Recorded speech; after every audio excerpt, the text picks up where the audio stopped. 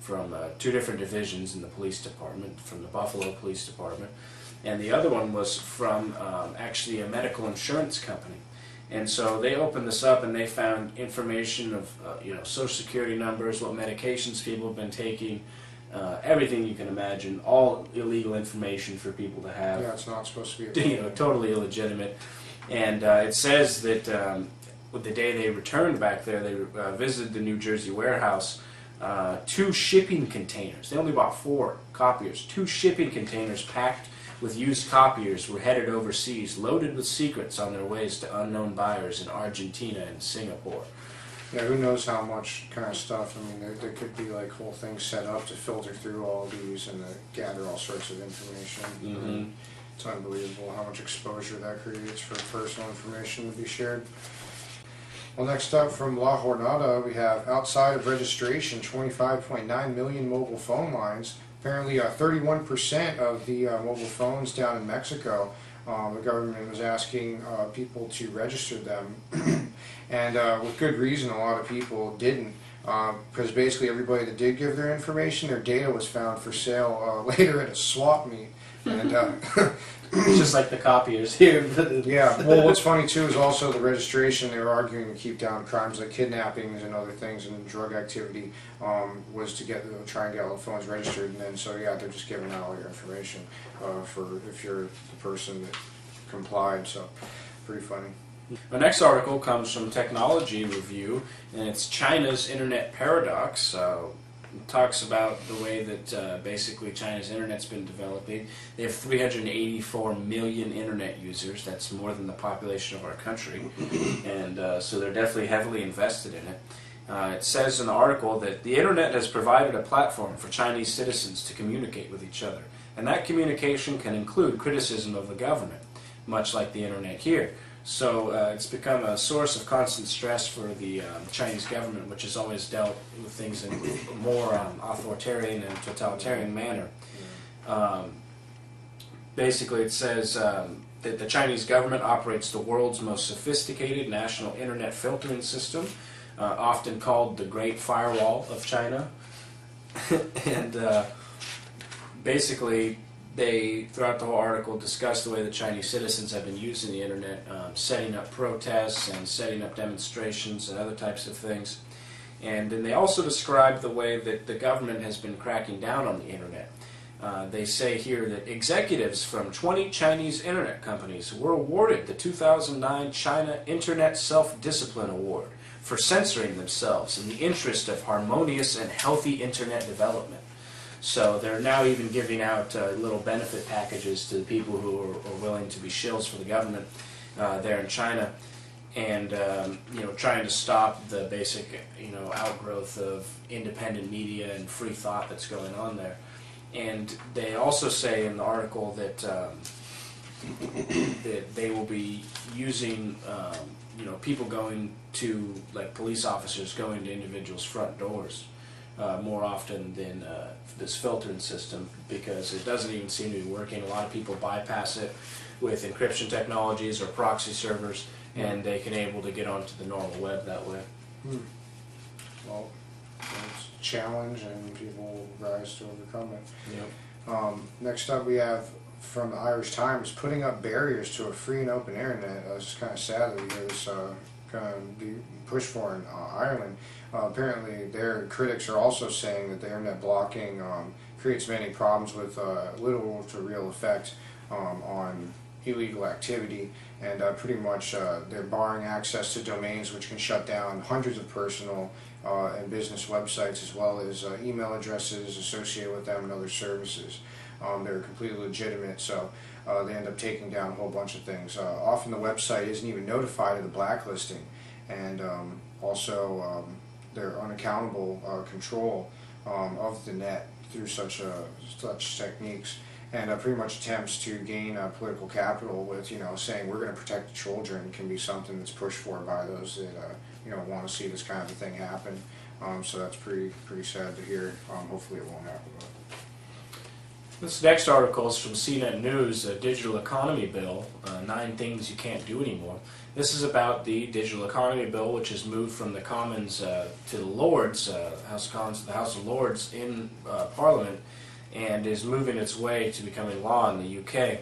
Under this law, you're not going to be able to go to download.com, you're not going to be able to use Napster, WikiLeaks, file sharing services, any type of a Wi-Fi network is going to be much more difficult to operate, say at a coffee shop or a library or something, because those people are actually going to be held responsible for whatever the users do who are on that network, even though it's a completely open network.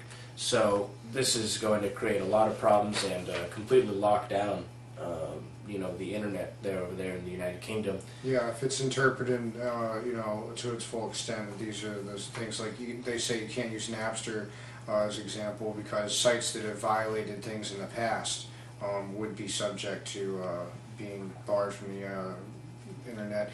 National security also, material they don't want you to see would prevent you from going to WikiLeaks, and they also prevent you from using free and open Wi-Fi and from watching YouTube, changing your ISP, or potentially even using Google because you could pull up torrent files by using it as well, so it's pretty wild. The next article is from CrunchGear. The title is RIAA MPAA would like to scan your hard drive for infringing content. Of course, we've talked about the RIAA on this program before, and the types of things that they like to do to protect their copyrights. One of their most recent ideas that they submitted was that computer users will install software that would scan the contents of their hard drives looking for examples of infringement.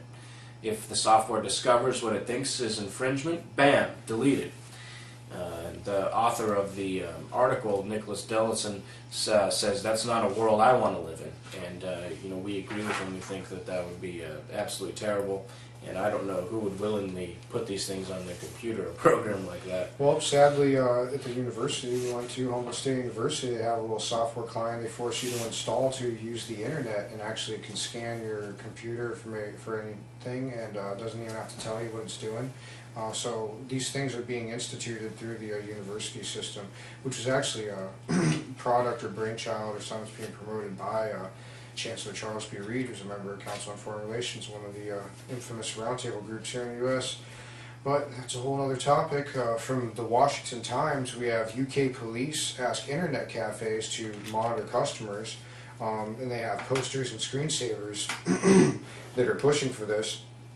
Privacy activist Simon Davies says people should not have their web use monitored at internet cafes any more than public payphone users should have their calls listened in on. But it's supposed to protect you from terrorists, which is just ridiculous because I think we've pretty much shown that terrorism is a tactic. It's not an enemy, and it's pretty much, if we make it an enemy, then it's this invisible enemy that will never disappear. Yeah, it's a tactic most often employed by governments, not by groups of individuals. To exploit our fears, to push their policies. The next article comes from the Telegraph. New speed cameras trap motorists from space. A new type of speed camera which can use satellites to measure average speed over long distances are being tested in Britain. And it says in the article that they're probably geared up to zones in residential areas. So saying that they are going to use these in residential areas specifically, have these satellites focused on them. And it also contends that the development of speed cameras has raised concerns about expanding state surveillance. But one of the spokesmen says, don't worry, it's just a natural evolution of the technology that's out there. Well, yeah, just like how they said that monitoring how much their trash bins weigh is totally for their benefit. And yeah, I love how they say it's a natural evolution of the technology. Yeah. Like it's natural for people to continually try and spy on each other and be control freaks over society. Yeah. Alright, next we have from CNET News how Facebook is putting its users last. And if you watch this video online, look it up, it's on YouTube or Google Video, The Truth About Facebook. It's really good to sum up some military-industrial complex intel gathering links to it. But the article starts off saying, it's almost become a joke. Facebook users make a change to its privacy settings that opts you into a bunch of scary stuff. The entire internet flips out about it and rolls back the change. Then a few months or years later, it makes the very same or similar update opting you in again. It would be funny if it weren't getting so damned insulting. So apparently they use data that they gather from you by putting you into these disclosures of your personal information. This data is used for behavioral targeting and obviously can be used by the government for intel gathering. So there's something called instant personalization, which you have to opt out of. And if your friends do, you're basically exposed still. And you have to block these applications individually, things like Mafia, Yelp, Pandora, everything, which basically creates an exhausting, what it calls a treadmill of privacy protection, which would eventually tire the average person out into not caring.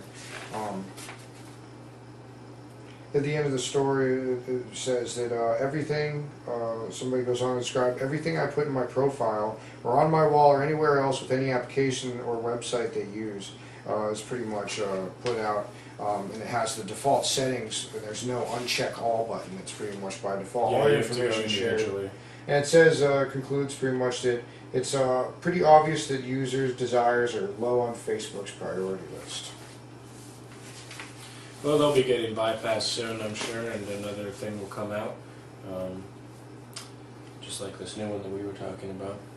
Yep, the diaspora. So. From BBC News, a tiny cube will tackle space junk.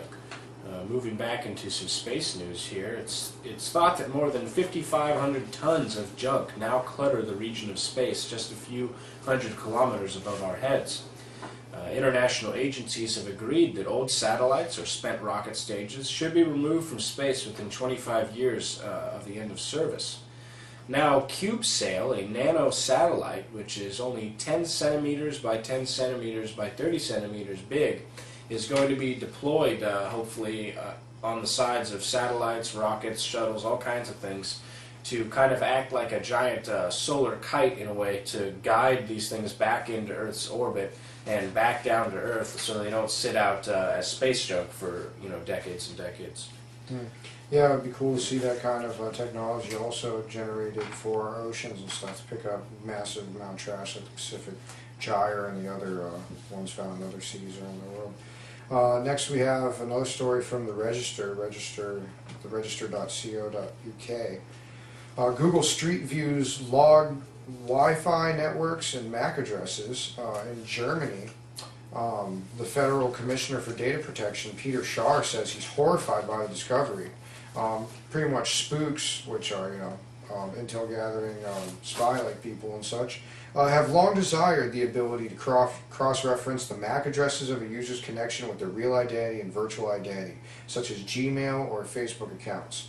And considering that Google CEO Eric Schmidt recently said that users should have nothing to worry about privacy unless they have something to hide, and when there's nowhere left to hide, what are you supposed to do? So that's pretty much the conclusion of that article. Our next article is coming from the Associated Press. Swiss make first test of round-the-world solar plane.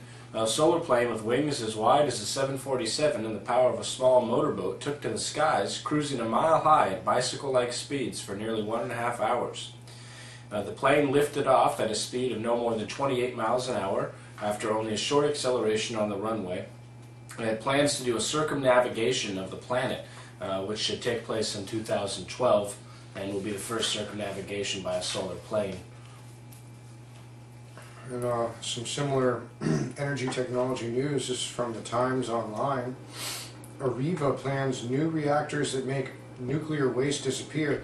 Apparently it may not pertain to weapons grade, because it says in the story civil nuclear waste.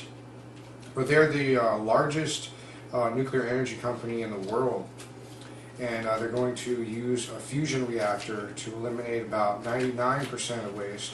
It can't be 100% eliminated, but the toxicity and the biohazard could be reduced by 99%. In my opinion, this kind of thing needs to occur, and we need to stop using nuclear in general, because pretty much Chomsky says, actually, in our future documentary, Orson and Hypocrisy, that complex systems are bound to fail, and nuclear is like Russian roulette with humanity. From the Times Online as well, climate skeptics force Queen's University to hand over data. Scientists at Queen's University in Belfast have been ordered to hand over 40 years of research data on tree rings after a 3-year battle with climate skeptics. The ruling of the Information Commissioner sets a precedent for scientists having to comply with the strictest interpretation of the Freedom of Information Act.